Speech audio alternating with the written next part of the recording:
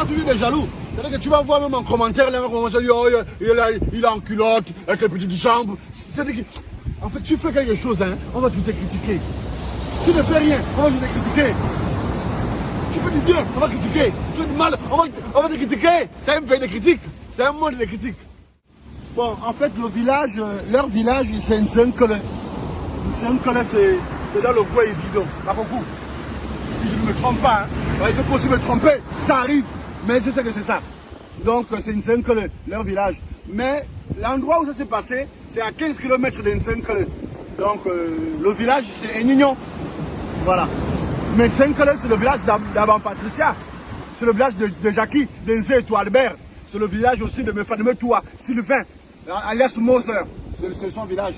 Donc c'est aussi le village de Tsedze. C'est leur village, Nsenkele. Mais là, ça s'est passé à Enignon, village Enignon. Donc c'est à 15 km de Nsenkele. Voilà. Bon, l'histoire n'est pas de moi, hein. Faut pas mentir. L'histoire, c'est Gabriel Pelé qui me l'a raconté. Donc le village était constitué seulement de 7 personnes.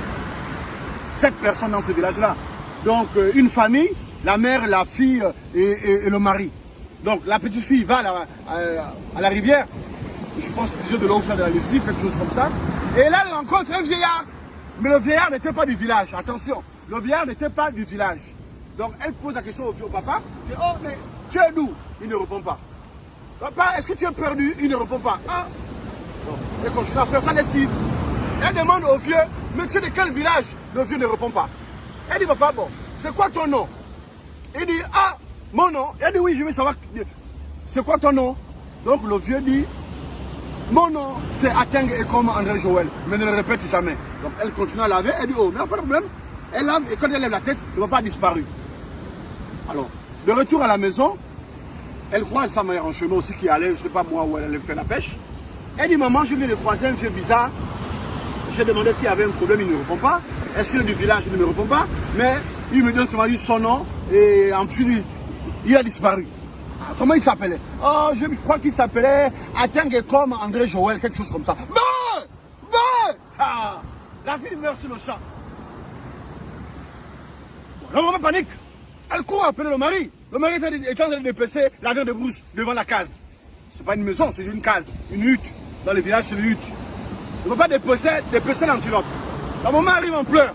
Oh, ma fille est morte. Oh, elle panique. Mais qu'est-ce qui se passe? Oh, elle a croisé un vieillard là-bas au village, à la rivière.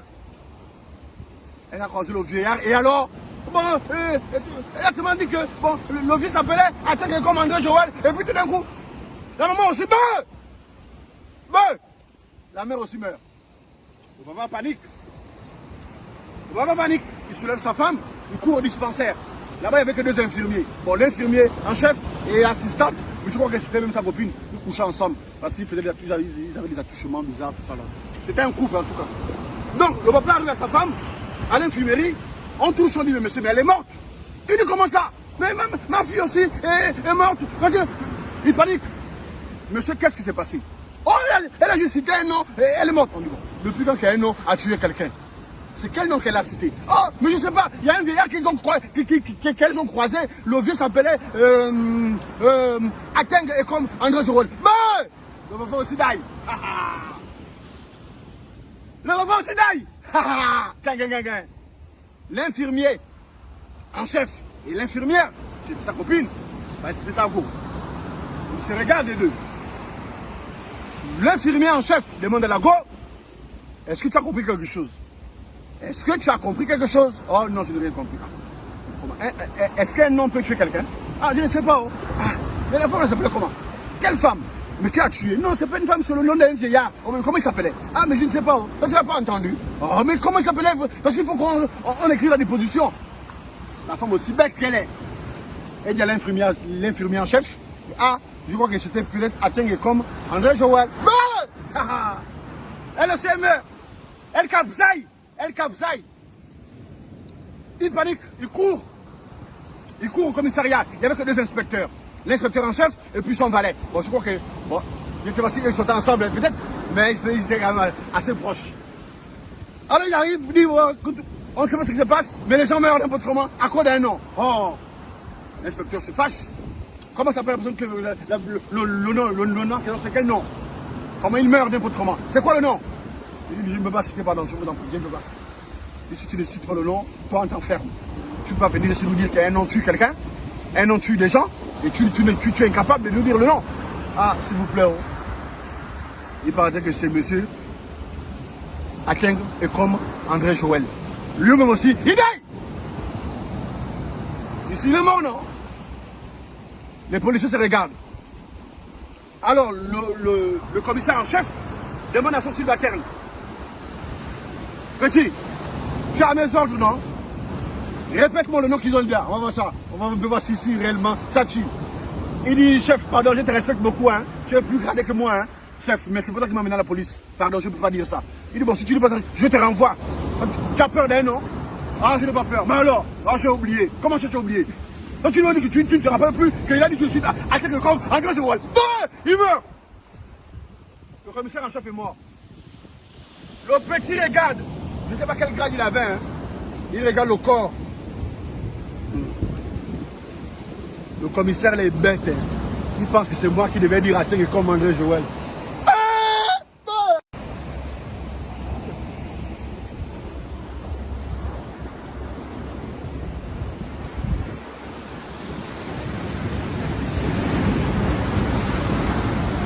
Mais là, tu dis des jaloux. C'est-à-dire que tu vas voir même en commentaire, les mecs vont dire, oh, il est en culotte, avec les petites jambes. C'est-à-dire que, en fait, tu fais quelque chose, hein, on va tout te critiquer.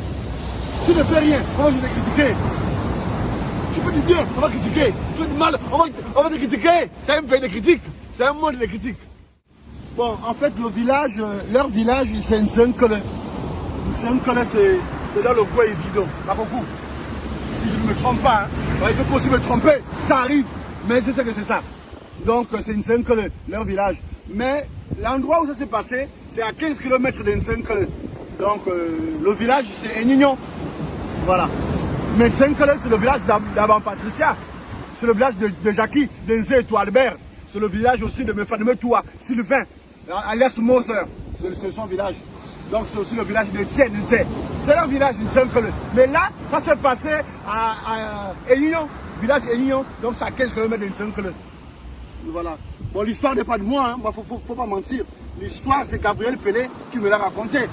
Donc le village était constitué seulement de 7 personnes. 7 personnes dans ce village-là. Donc une famille, la mère, la fille et le mari.